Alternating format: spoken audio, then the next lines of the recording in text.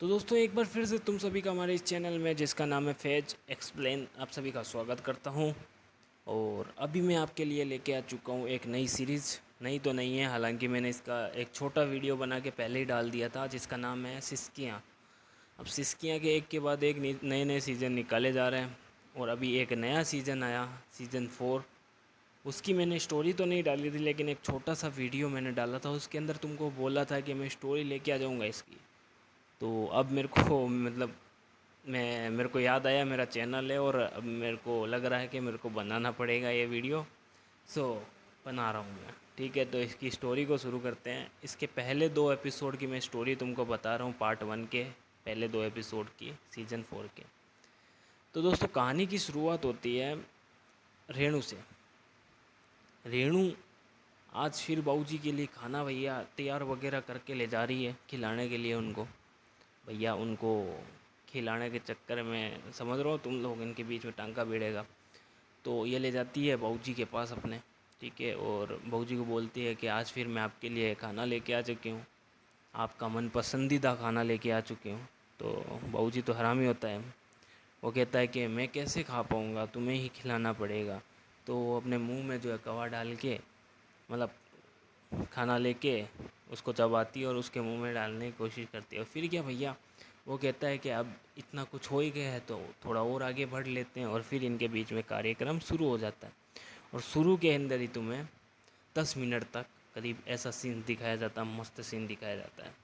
ठीक है, रेणु और बाबूजी का। अभी यहाँ पे कहानी आगे बढ़ती है। अब सुबह सुबह का टाइम है।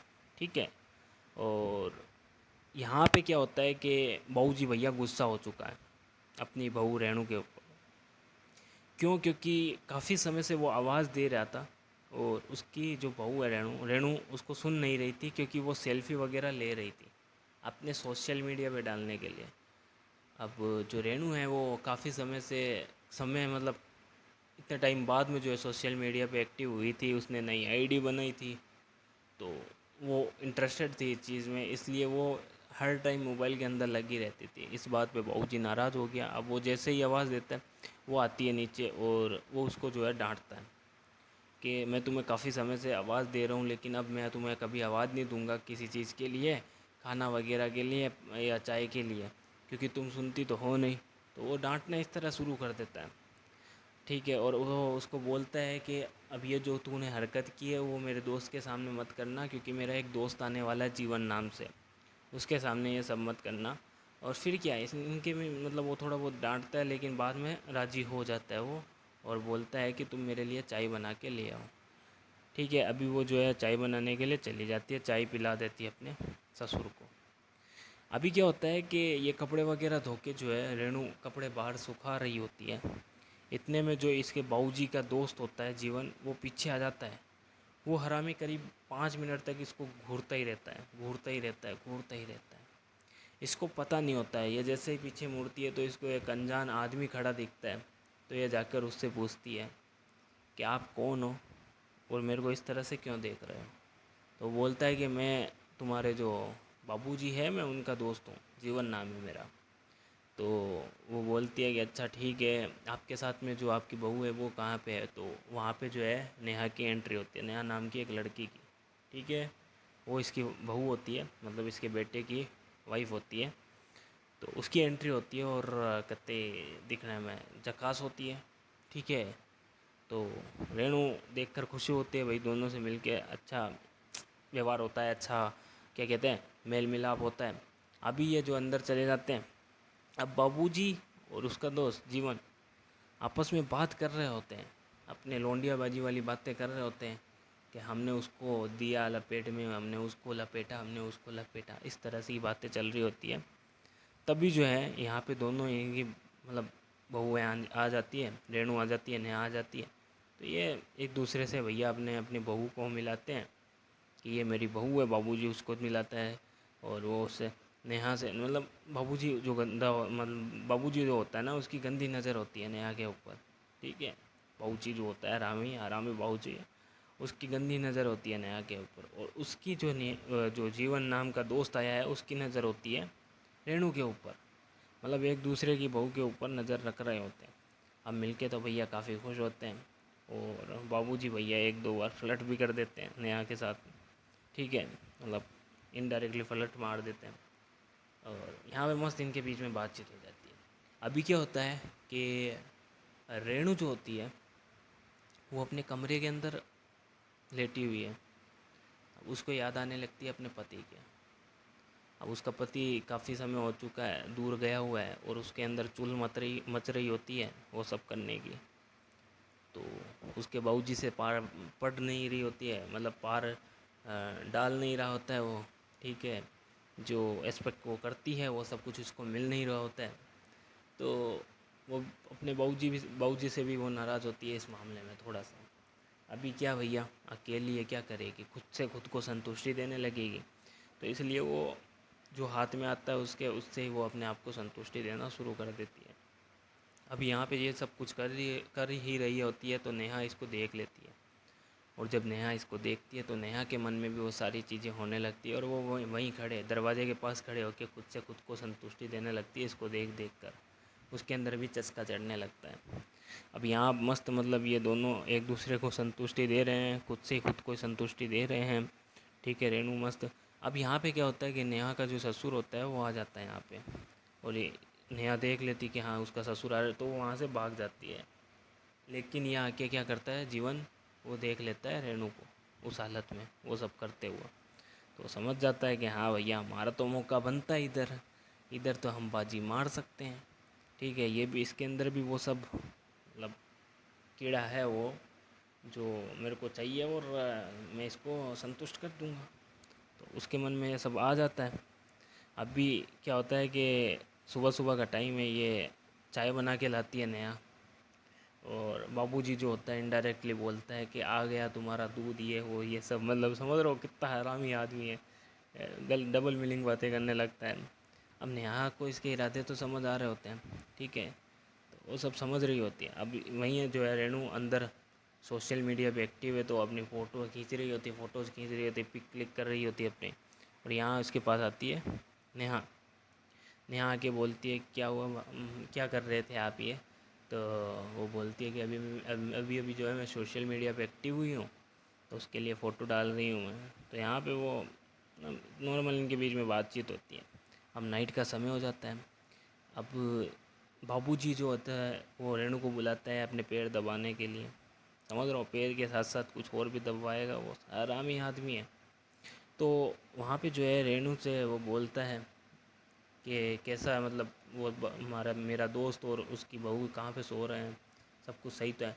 तो यहाँ पे रेणु बोलती है कि सब कुछ सही तो है उनके लिए तो, लेकिन मेरे लिए ख़राब है, क्योंकि उसकी जो बहू है वो गंदी तरह खराटे ले रही है, और उसके कारण मेरे को नींद नहीं आ रही है। तो बाबूजी बोलता है कि अच्छा ठीक है कोई बात नहीं, तुम अपनी नींद मत ख़राब करो। अगले दिन कल जो है, कल मतलब अगले दिन की बात करता हूँ, क्या अगले दिन जो है, अगली रात जो है वो मेरे कमरे में उसको सुला देना, मेरे को कोई दिक्कत नहीं होगी कराटों से। तो इसकी तो नीयत हरामपंती ही होती है। तो रेणु इस चीज़ को सुनकर खुश हो जाती है। उसको क्या पता कि ये हरामी क्या सोच रहा है, नहीं पता होता उसको ये सब। तो वो खुश हो जाती है, ठीक है मेरी बला टली, ठीक है। तो अभी यहाँ पे बाबूजी बोलता है, वो उठकर जाने लगती है। बाबूजी बोलता है कि अभी तुम कहाँ जा रही हो, अभी तो तुम्हें बहुत कुछ करना है मेरे साथ में। और फिर क्या भैया इनके बीच में हो जाता है कार्यक्रम शुरू। अब बाबूजी का हरामीपन हवस जग जाती है, और बाबूजी शुरू हो जाता है हरामीपंती में, ठीक है। और मस्त इनके बीच में सीन सपाट दिखाया जाता है तुमको तगड़े तरीके से। अब जब ये सब कर रहे होते हैं ये दोनों मिलके, तब जो है इस बाबूजी का दोस्त होता है जीवन, वो देख लेता है इन दोनों को ये सब हालत में, और वो समझ जाता है कि हाँ ये बहनचोदों का लफड़ा चल रहा है। उसको समझ में आ जाता है ये चीज़, लेकिन वो ये मतलब दिखाता नहीं है।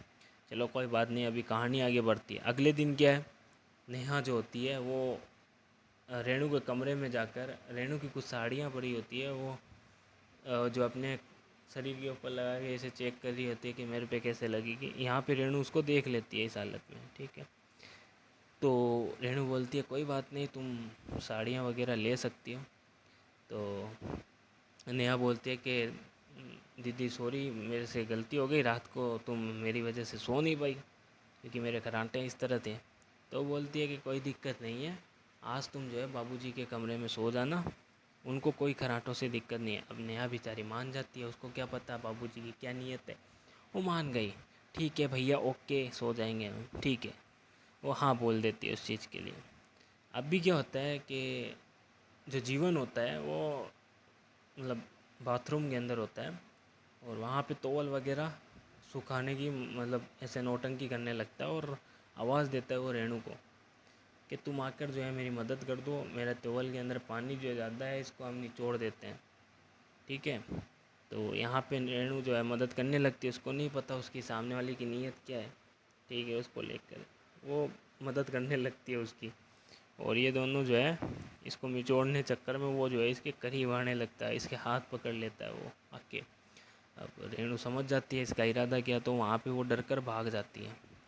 अब अगली रात जो है मतलब रात का समय आ चुका है, तो यहाँ पे क्या है, नेहा को जो बोला गया था कि भाई तुम बाबूजी का कमरे में जाके सो जाना, उनको थोड़ा बहुत खाना खिलाना है वो तुम कर देना, बाकी उनके कमरे में तुम सो जाना, कोई दिक्कत ही नहीं है। तो उसके लिए वो आ जाती है उनके कमरे में, उनको खाना खिलाने लगती है वो, ठीक है। और खाना खिलाते खिलाते भैया बाबूजी की नीयत हराम हो जाती है। वो क्या करता है कि वो पूछ लेता, उल्टे फुल्टे सवाल पूछता है उससे कि तुम्हारे पति के साथ में तुम्हारा वो सब कुछ कैसा चल रहा है, वो सब कुछ। तो नेहा को समझ में तो आता है कि ये हरामी क्या पूछना चाह रहा है। तो वो उसको खाना खिला रही होती है, वो उसकी उंगली चबा जाता है, ठीक है। वो उंगली चबा जाता है और वो मतलब एकदम हरामीपंती वाली हरकतें करने लगता है। उसको समझ में आ जाता है नेहा को कि वेंचुद इसके इरादे सही नहीं है, और वो क्या करते हैं, वो वहाँ से भागने की कोशिश करते हैं और भाग जाती है। अब भैया कितनी देर भागेगी, आके सोना उसे इधर ही है, तो वो सो जाती है आके। अब बाबूजी की देर रात आधी रात में उसकी नींद खुलती है उसके खरांटों से, और वो पास में एकदम लेटी हुई होती है, और उसका शरीर वगैरह देख के भैया बाबूजी की नीयत हो जाती है ख़राब, ठीक है। इनकी हराम हो जाती है नीयत, ठीक है। कोशिश बहुत करता है अपने हाथ को हिलाने की, क्योंकि पैरालाइज आदमी है, पैरालाइज तो क्या हाफ बॉडी पैरालाइज है इसकी। तो हाथ बहुत कोशिश करता है हाथ हिलाने की इस तरह, लेकिन होता नहीं है। लेकिन अपने हथियार तक वो हाथ पहुंचा ही देता है, ठीक है। और फिर जो है अपने हथियार को संतुष्टि दे के सो जाता है, और तो क्या ही करेगा, उसको देख देख के खुद से संतुष्टि देने लगता है अपने हथियार को। और यहाँ पे सीजन 4 के एपिसोड 2 की कहानी ख़त्म होती है। अब भी यहाँ पे 2 एपिसोड और है पार्ट 1 के अंदर, ठीक है। सीजन 4 के 2 पार्ट है, पार्ट 1 पार्ट 2। पार्ट 1 के अंदर 4 एपिसोड है, पार्ट 2 के अंदर भी 4 एपिसोड है। तो मैंने पहले 2 एपिसोड की स्टोरी तुमको बता दी, अभी तीसरे और चौथे एपिसोड की स्टोरी मैं लेके आ जाऊँगा तुम्हारे सामने। ये वीडियो इतना ही था तुम्हारे सामने, मैं पूरी स्टोरी बता दी मैंने। बस स्टोरी को याद रखना, हो सकता है मैं अगले दिन वीडियो डाल दूँ, या जो भी है सीन मैं वो तुमको बता दूंगा क्या रहने वाला है। तो यही था पूरा वीडियो। आई होप तुमको वीडियो पसंद आया हो। वीडियो पसंद आया वीडियो को ज़रूर लाइक कर दें, और वीडियो ऐसा देखना चाहते हो तो चैनल को सब्सक्राइब कर दें, और कमेंट में अपनी राय ज़रूर दें सीरीज़ को लेके, हमारे वीडियो को लेके। और बेल आइकन को दबाना मत भूलना, क्योंकि एक घंटा सा आता है, मैं तुमको बता देता हूँ। जब तुम सब्सक्राइब के बटन को दबाओगे पास में एक घंटा सा आएगा, उसको दबा देना, उसका मतलब नोटिफिकेशन होता है, उससे तुम्हें हर वीडियो की नोटिफिकेशन मिल जाएगी हमारे। तो उसको दबा देना भाई लोग, पूरा सपोर्ट दिखाओ हमारे चैनल को। ऑलरेडी जो है रीच डाउन है, तो सपोर्ट दिखाओगे थोड़े रीच आएगी। आई होप तुम लोग पूरा सपोर्ट करोगे, आई होप। ओके, करना भाई लोग सपोर्ट। तो यही था वीडियो, आई होप तुमको पसंद आया हो। तो कर देना, जो भी लाइक वाइक सब्सक्राइब जो भी करना है कर देना, तुम लोग के ऊपर है। तो मिलते हैं अगले वीडियो में एक नई स्टोरी के साथ में, तब तक के लिए बाय, टेक केयर।